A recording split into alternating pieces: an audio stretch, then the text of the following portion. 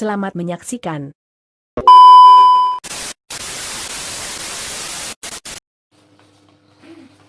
Bismillahirrahmanirrahim. Assalamualaikum warahmatullahi wabarakatuh. Kami dari Universitas Negeri Gorontalo, Fakultas Perikanan dan Ilmu Kelautan, jurusan Manajemen Sumber Daya Perairan. Perkenalkan, nama saya Mega Deza Tahtaramwati. Saya Delvinawati Malawo. Saya Fitriana M. Haju. Saya Miranda Yusuf. Baiklah, kami di sini akan berdiskusi tentang kepemimpinan. Jadi, menurut kalian apa sih kepemimpinan itu? Menurut saya, kepemimpinan itu ialah sebuah proses mempengaruhi atau mengarahkan kegiatan pada suatu organisasi. Dan menurut saya, kepemimpinan adalah suatu kemampuan seseorang untuk memimpin sebuah organisasi. Menurut saya, kepemimpinan yaitu sebuah kemampuan yang dimiliki oleh seseorang untuk mempengaruhi orang lain dalam hal pekerjaan untuk mencapai tujuan organisasi yang ditetapkan sebelumnya. Baiklah, di sini saya akan memberikan kesimpulan. Jadi menurut Suradinata tahun 1995, kepemimpinan adalah kemampuan seseorang pemimpin untuk mengendalikan atau mempengaruhi pemikiran, perasaan atau tingkah laku orang lain untuk mencapai tujuan yang telah ditentukan sebelumnya. Baiklah, di kepemimpinan pasti ada tipe-tipenya, bukan? Jadi menurut kalian bagaimana sih tipe kepemimpinan yang bagus itu? Menurut saya, tipe kepemimpinan itu mempunyai skill dan karismatik. Maksudnya karismatik yaitu sebuah kepribadian berupa pancaran wibawa dalam diri seseorang agar membuat orang di sekelilingnya merasa segan sekaligus nyaman. Terus menurut saya, tipe-tipe kepemimpinan itu yaitu adil dan jujur. Adil adalah sikap di mana seseorang bisa membagi sama satu dengan lainnya. Sedangkan sikap jujur adalah akar dari sikap adil. Sehingga sifat adil dan jujur dari seorang pemimpin adalah sifat yang utama untuk menjadi seorang pemimpin. Menurut saya, tipe kepemimpinan yaitu dapat dipercaya dan baik. Menurut saya, dapat dipercaya yaitu kata-kata dari seseorang dapat dipegang dan selalu dapat diandalkan. Dan baik adalah sebagai hakikat seseorang di mana ia rela mengorbankan segala sesuatu yang ia miliki untuk kepentingan orang banyak. Sehingga sifat dipercaya dan baik adalah suatu hal untuk menjadi seorang pemimpin yang sukses. Jawaban kalian cukup bagus, tapi di sini saya akan memperjelas lagi tipe-tipe kepemimpinan. Jadi, satu, tipe kepemimpinan karismatik, yaitu dia memiliki kemampuan energi daya tarik dan pembawanya luar biasa untuk mempengaruhi orang lain, sehingga dia mempunyai pengikut yang sangat besar dan bisa dipercaya.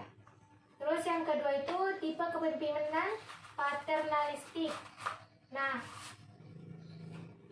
yang dimaksud ini adalah genetik dalam kepemimpinan lider kebapakan dengan sifat-sifat berikut.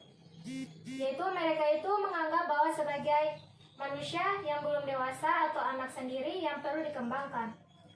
Terus mereka bersikap melindungi.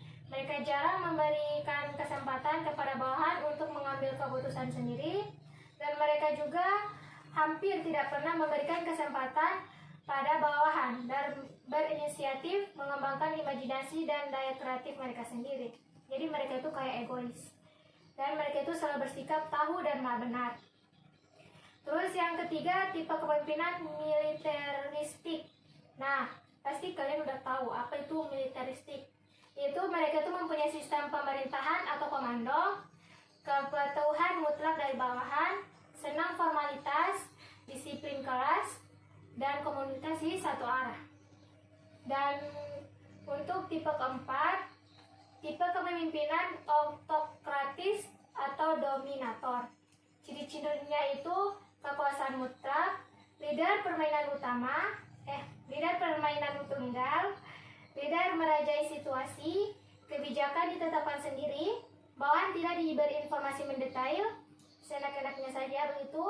Terus pertimbangan, pujian, dan kritik kepada bawahan diberikan atas perimbangan pribadi. Terus yang kelima, tipe kepemimpinan laissez-faire, yaitu cirinya itu membiarkan timnya berbuat semaunya tanpa dia koordinasi, tidak berpartisipasi sedikit pun, mungkin karena berpikir karena dia seorang pemimpin. Dan ketiga, bekerja tanggung jawab dilakukan oleh bawahannya. Dia tidak melakukan sama sekali tindakannya sebagai pemimpin. Terus yang keenam, tipe pemimpin populitis. Nah, di sini dia bercirikan tentang berpegang teguh pada nilai masyarakat tradisional. Terus yang kedua, tidak mempercayai dukungan kekuatan pihak asing seperti bantuan dari luar negeri. Dan tipe ketujuh, yaitu tipe kepemimpinan administratif atau eksekutif. Nah, di sini dia bercirikan seperti menggerakkan dinamika modernisasi dan pembangunan, dan terciptanya sistem administrasi dan birokrasi dan efisien. Dan yang ke-8 yang terakhir, tipe kepemimpinan demokratis. Nah, tipe demokratis ini dijalankan oleh Indonesia karena dia bercirikan menghargai potensi individu, mendengar nasihat dari bawahan, memberdayakan bawahan secara efektif. Maaf, saya di sini agak menjanggal otak saya dengan pernyataan dari Mega, dan saya ingin menanyakan mengapa hanya di Indonesia saja mempunyai tipe-tipe kepemimpinan demokrasi. Baiklah, sebelum saya jawab lebih lanjut, saya akan menjelaskan apa sih sistem pemerintahan demokrasi itu. Nah, sistem pemerintahan demokrasi adalah sistem pemerintahan yang dimana rakyat yang memegang kekuasaan tertinggi. Nah, di sini pemerintah hanya sebagai tokoh pelaksana sistem pemerintahan, yang dimana para tokoh tersebut akan dipilih oleh rakyat secara demokrasi, yang sering kita sebut dengan pemilu. Nah, pemilu itu adalah pemilihan umum. Pemilihan umum dilaksanakan setiap 5 tahun sekali, dan itu dipilih langsung oleh rakyat Indonesia.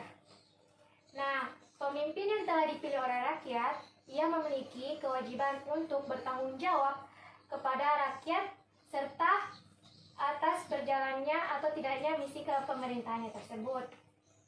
Nah, dan ketika menjadi seorang pemimpin di Indonesia, maka ia harus memahami nilai-nilai Pancasila, karena Pancasila adalah asas negara Indonesia. Pemerintah merupakan salah satu jenis dan mempunyai kedudukan yang strategis dalam melaksanakan kebijakan pemerintah dalam rangka mewujudkan tujuan negara. Sudah mengerti?